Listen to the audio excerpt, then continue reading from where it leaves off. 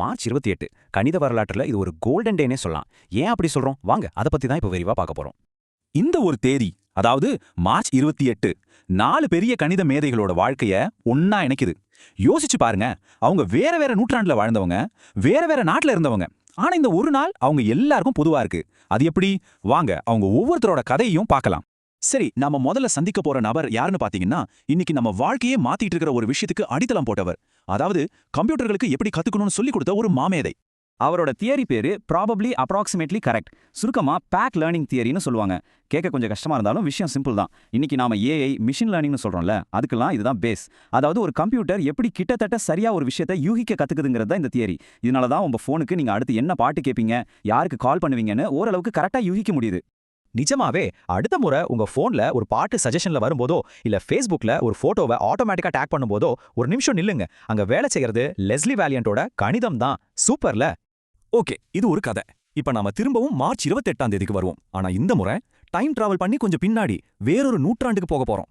அடுத்து நாம பார்க்க போறவர் நேரடியா ஒரு பெரிய விஷயத்தை கண்டுபிடிக்கல, ஆனா ஒரு மேதைய உலகத்துக்கு அடையாளம் காட்டின ஒரு ஆசிரியர். பெர்ண்ட் ஹோம். இவர் ஒரு கணக்கு வாத்தியார். ஆனா ஒரு சாதாரண வாத்தியார் இல்ல. அவரோட கிளாஸ்ல தான் நீல்ஸ் ஹென்ரிக் ஏபிள்னு ஒரு பையன் படிச்சிட்டு இருந்தான். அந்த பையனுக்குள்ள ஒளிஞ்சிருந்த அந்த அபாரமான திறமைய, அந்த ஜீனியஸை முதல்ல கண்டுபிடிச்சதே இவர்தான். உனக்குள்ள ஒரு பெரிய திறமை இருக்குன்னு சொல்லி அவரை ஊக்குவிச்சு சரியான பாதையில வழி நடத்தினார். அதனாலதான் பின்னால ஏபிள் கணித உலகமே கொண்டாடுற ஒரு பெரிய ஆளா உருமானார். சோ இதுல இருந்து நம்ம கத்துக்க வேண்டிய விஷயம் என்ன? ஒரு சிறந்த ஆசிரியர் உலகத்தையே மாத்திட முடியும். எப்படி?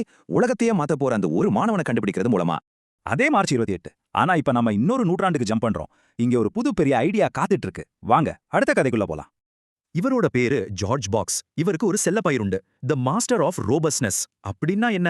பாக்ஸோட ஐடியா ரொம்பவே பிராக்டிகலான ஒண்ணு. இப்போ யோசிச்சு பாருங்க, ஒரு புது மருந்து டெஸ்ட் பண்றாங்க. எல்லாரோட உடம்பும் ஒரே மாதிரி இருக்காது இல்லையா? டேட்டா கொஞ்சம் முன்ன பின்ன தான் இருக்கும். இந்த மாதிரி நிஜ உலகத்துல வர குழப்பமான பெர்ஃபெக்ட்டா இல்லாத டேட்டாவை வச்சு வேலை செஞ்சாலும் நம்மளோட முடிவுகள் தப்பாகிடக்கூடாது. அந்த மாதிரி ஸ்ட்ராங்கா இருக்கிற மெத்தட்ஸ்க்கு பேர் தான் ரோபஸ்னஸ். அதாவது எவ்வளோ அடிச்சாலும் தாங்குற மாதிரி. அவர் கத்துக் கொடுத்த பாடம் ரொம்ப ஆழமானது. ஒரு நல்ல ஐடியாவோ ஒரு நல்ல ப்ராடக்ட்டோ அது சும்மா சரியா இருந்தா மட்டும் பத்தாது. நிஜ உலகத்துல நிலைமை கொஞ்சம் சரியில்லாதப்ப கூட அது தாக்கு பிடிச்சு நிக்கணும், வேலை செய்யணும். அப்போதான் அது பெஸ்ட். பாத்தீங்களா? ஒரே தேதி, ஆனா எத்தனை கதைகள். சரி, இப்போ நம்ம லிஸ்ட்ல இருக்கிற கடைசி மேதைய, நம்மளோட ஃபைனல் பயணியரை சந்திக்க போறோம். வாங்க. கணிதத்துக்கான நோபல் பரிசுன்னு சொல்லப்படுற ஃபீல்ட்ஸ் மெடல் வாங்கினவர் இவரு.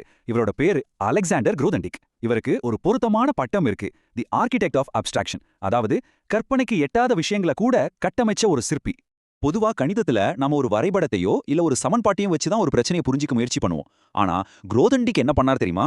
அந்த வரைபடத்தையே பார்க்கறதுக்கே ஒரு புது கண்ணாடியை கொடுத்தார். அந்த பிரச்சனையை யோசிக்கிறதுக்கு ஒரு புது உலகத்தை உருவாக்கி கொடுத்தார். இதனால பல வருஷமா யாராலையும் தீர்க்கவே முடியாதுன்னு நினைச்ச கணக்குகளுக்கு எல்லாம் விட கிடைச்சது.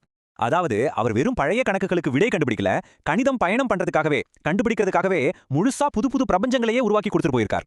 சரி, இப்போ எல்லாத்தையும் ஒன்னா சேர்த்து பார்ப்போம். ஒரு பக்கம் ஏஐக்கு அடித்தளம் போட்ட கம்ப்யூட்டர் விஞ்ஞானி, இன்னொரு பக்கம் ஒரு ஜீனியஸை கண்டுபிடிச்ச ஆசிரியர், அப்புறம் நிஜ உலக டேட்டாவை சமாளிக்க கத்துக் கொடுத்த புள்ளியியல் நிபுணர், கடைசியா கணிதத்துக்கே புது உலகங்களை உருவாக்கின ஒரு சிந்தனையாளர். இவங்க 4 பேருக்கும் என்ன சம்பந்தம்? எது இவங்களை இணைக்குது? இன்னைக்கு நாம பார்த்த ஒவ்வொருத்தரும் வேற வேற காலத்துல வேற வேற நாட்டுல வாழ்ந்திருந்தாலும் அவங்க எல்லாரும் இந்த உலகத்தை பார்த்து ஒரே ஒரு கேள்வியை தான் கேட்டாங்க.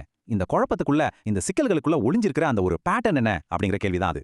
அவங்க அந்த கேள்வியை கேட்டு அதுக்கு விட தேடினதால தான் இன்னைக்கு நம்ம கிட்ட ஆர்டிஃபிஷியல் இன்டெலிஜென்ஸ் இருக்கு, சிறந்த ஆசிரியர்கள் உருவாகுறாங்க, நம்ம அறிவியல் நம்பகத்தன்மையா இருக்கு, நம்ம சிந்தனைகள் ஆழமா இருக்கு. மார்ச் 28 மாதிரி கணிதத்துல இன்னும் எத்தனையோ ஆச்சரியங்களும் ரகசியங்களும் புதைஞ்சு கிடக்கு. அதனால எப்பவும் கேள்விகள் கேட்டுக்கிட்டே இருங்க, தேடிக்கிட்டே இருங்க.